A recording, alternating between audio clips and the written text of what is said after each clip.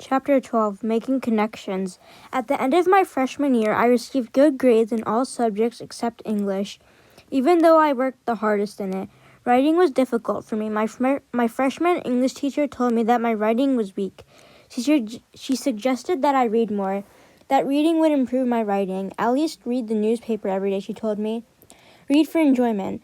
I had little time to read. I read only for information for my classes, and I could barely keep up. Besides, we had no reading material at home, and we didn't get the newspaper. I never got more free time to read all during high school, but I did learn to read for enjoyment. It happened in my sophomore year in English class. Miss Audrey Bell, my teacher, had a reputation for being hard. When she walked into the class the first day of school and wrote her name on the board, I heard moans from classmates sitting next to me. "I'm sunk," one of them said. "Hello, F," another uttered. Now I was even more worried.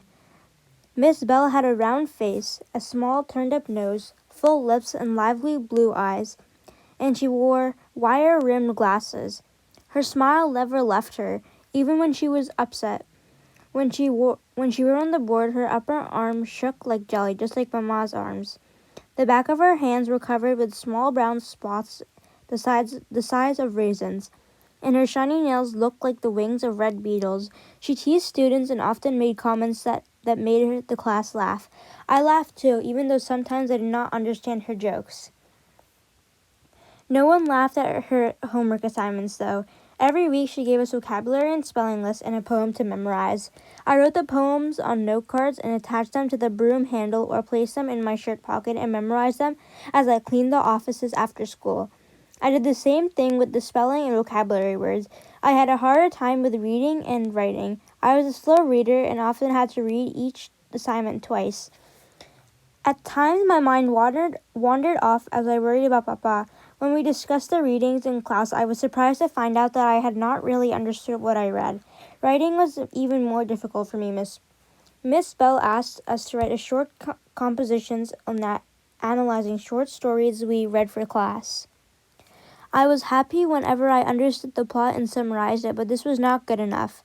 "Don't tell me the story," she would say, smiling. "I know it. I want you to analyze it." I thought I knew what she meant, so in my next composition I wrote about the lesson I learned from reading the story.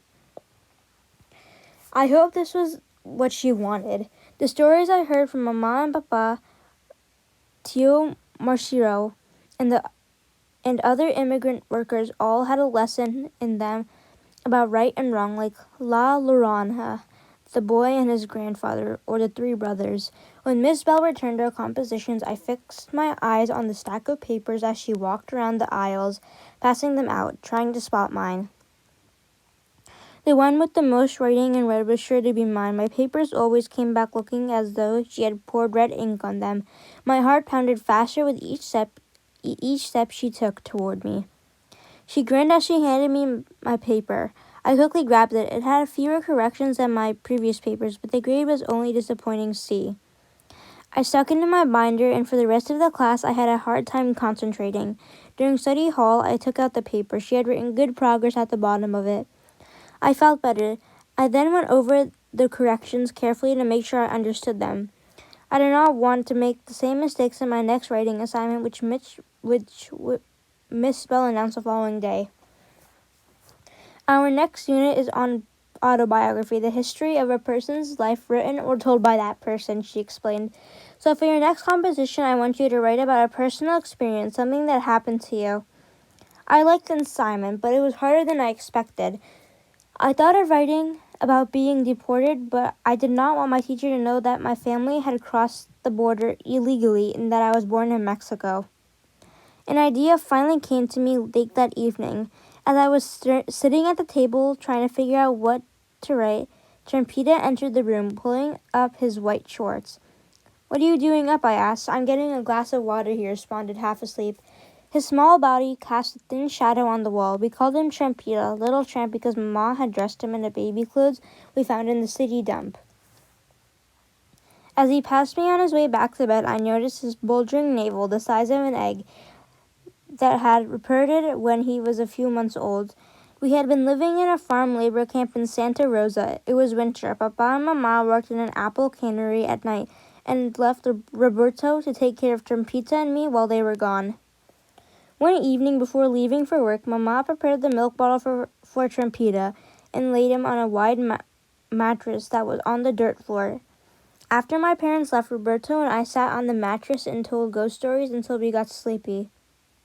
We said our prayers and went to bed next to Trumpita. We kept our clothes on because it was freezing cold. At dawn, we woke up frightened because of our parents' screams. "Where's Trumpita?" Mama cried out. "Where is he?" Papa shouted. They had terror in their eyes when they saw Trumpita was gone. "I don't know, Mama," Roberto stuttered, shivering from the cold. Papa noticed an opening at the front door tent near the mattress. He rushed out. Seconds later, he returned with Trumpita in his arms. My baby brother was stiff and purple. I decided to write about that experience. I wrote 3 drafts, making sure I did not make any mistakes. I turned it in feeling confident. When I got my paper back, I was disappointed to see the red marks again. I had made a few errors. I felt worse when I read Miss Bell's note at the bottom of the paper asking me to see her after class. She must be pretty upset with the mistakes I made, I thought. I half listened to what she said during the rest of class. When class was over, I waited until everyone had left the room before I approached her, folding the paper in half to hide the red marks. "Is what you wrote a true story?" Miss Bell asked. "Yes," I answered, feeling anxious. "I thought so," she said, smiling. "It's a very moving story. Did your brother die?" "Oh, no," I exclaimed. "He almost did, but God saved him. He rolled off the mattress, landed outside the tent, and cried so much that he hurt his navel. His hernia must have really hurt," she said thoughtfully. "I'm so sorry." She looked away and cleared her throat. "Now let's look at your paper. I handed it to her, lowering my head. "You're making a lot of progress," she said. "Your writing shows promise. If you're able to overcome the difficulties like the one you describe in your paper, and you continue working as hard as you have, you're going to succeed." She gave me back the paper and added, "Here, take it home, make the corrections, and turn it in to me tomorrow after class." "I will. Thank you, Miss Bell." I floated out the room thinking about how lucky I was to be in her class. She reminded me of Mr. Lemma, my 6th grade teacher who had helped me with English during the lunch hour. That evening when I got home, I worked on the paper. I looked at the mistakes I had made and corrected them, following Miss Bell's suggestions. As I retyped it on the kitchen table, Mama came over and sat next to me. "It's late, Panchito," she said softly. "Time for bed." "I'm almost finished." "What are you working on, Mijo?" "It's a paper I wrote for English class on Trumpita. My teacher liked it," I said proudly. "On Trumpita," she exclaimed. She got up and stood behind me. She placed her hands on my shoulders and asked me to read it. When I finished, I felt her tears on the back of my neck. The next day after class, I turned in my revisions to Miss Bell. She glanced at it, placed it on a pile of papers on her desk, and picked up a book. "Have you read The Grapes of Wrath?" she asked. "It's a wonderful novel by John Steinbeck."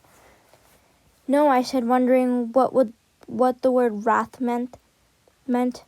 "I would like for you to read it." She handed it to me. "I think you'll enjoy it. You can read it for your book report." When am I going to find time to read such a thick book?" I thought, running my fingers along its spine. I was planning to read a smaller book for my report. Miss Bell must have noticed the pain in my face because she added, "And I'll give you extra credit because it's a long book." I felt better.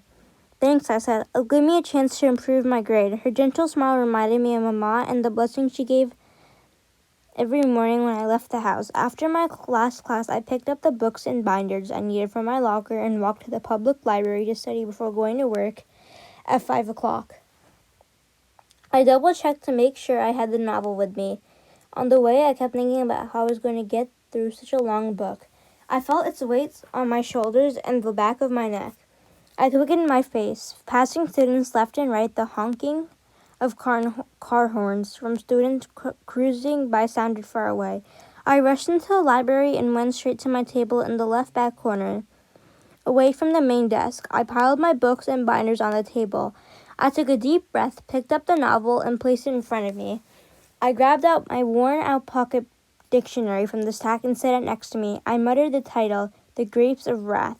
The word grapes reminded me of working in the vineyards for Mr. Sylvian in Fresno.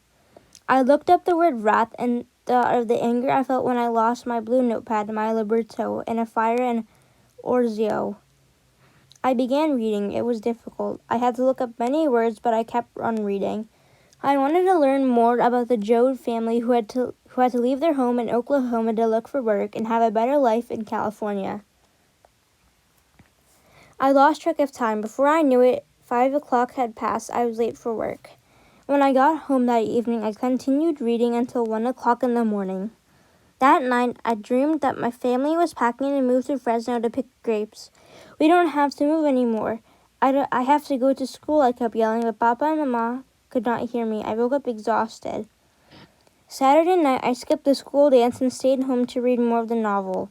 I kept struggling with the reading, but I could not put it down. I finally understood what Miss Bell meant when she told me to read for enjoyment. I could relate to what I was reading. The Joad. The next day after class, I turned in my revision paper to Miss Bell. She glanced at it, placed it on a pile of papers on her desk, and picked up a book. Have you read The Grapes of Wrath? She asked. It's a wonderful novel by John Steinbeck. No. I said, wait.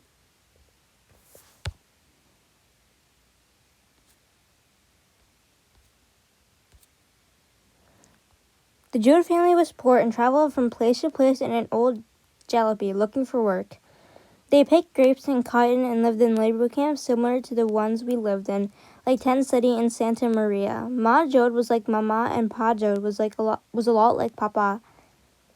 Even though they were not Mexican and spoke only English, they had many of the same experiences as my family. I felt for them.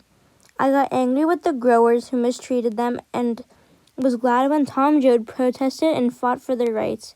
He reminded me of my friend Don Gabriel, the Brasio who stood up to Diaz, the labor contractor who tried to force Don Gabriel to pull a plow like an ox. After I finished reading the novel, I could not get it out of my mind. I thought about it for days, even after I had to turn in the book report to Miss Bell. She must have liked what I wrote because she gave me a good grade. My success made me happy, but this time the grade seemed less important than what I learned from reading the book.